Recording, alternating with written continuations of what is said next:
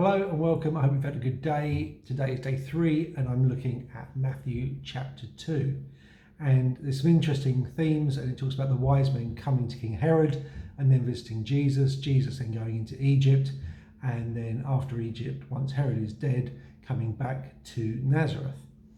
Again, some different themes, things stood out for me. The first of them is really about how do we respond to Jesus? Because what we read is when the wise men came to King Herod, it says in verse 3, when Herod the king heard this, he was troubled, and all Jerusalem with him. And I find that astounding. The fact, I can understand Herod, maybe he was hearing about another king, the king of the Jews coming, but all of Jerusalem, all the religious leaders, all the people who should have been expecting the Messiah, looking forward to the Messiah, yet they were troubled by the thought of this new king coming. And then you contrast that with the wise men. Now, with the wise men, Magi, I think they were pretty wise because they were looking for Jesus. They probably had a lot of wealth, a lot of influence in their own places, but yet they traveled to come. They followed the stars. They were looking at the signs. And that's in contrast to the religious leaders who weren't looking at the signs because they knew where the Messiah was due to be born. Because when Herod asked them, they said, and quoted from the prophet, it said, "And you, Bethlehem, in the land of Judea." And they were talking about, they knew that the Messiah would be born in Bethlehem. And so even the signs were right there, and the wise men had come as a prompt for them, they were just ignoring it. And it just reminds me that sometimes we're so wrapped up in ourselves, wrapped up in our own gain, in our own thoughts, our own expectations. And even as religious people, we can get caught up in not really doing the thing that God wants us to do. We've kind of diverted from that, and we can miss what God is doing.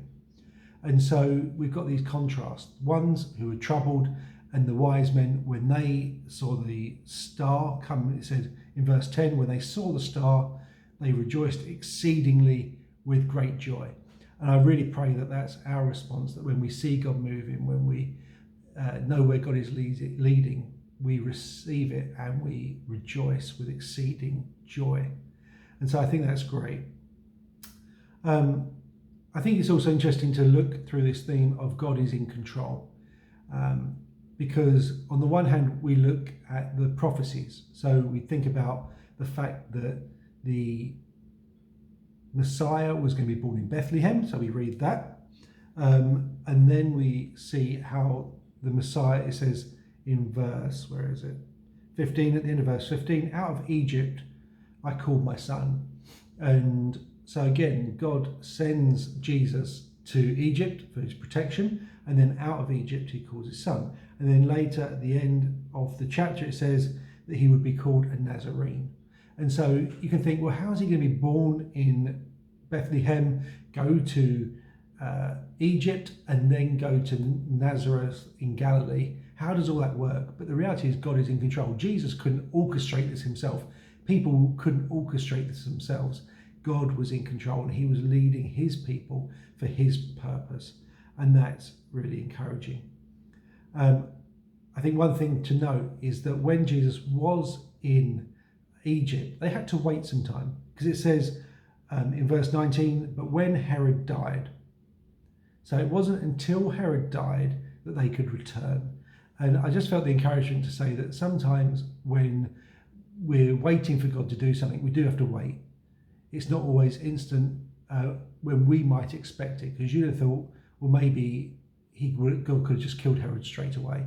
But there was a time of waiting, and we don't know why, but God is in control.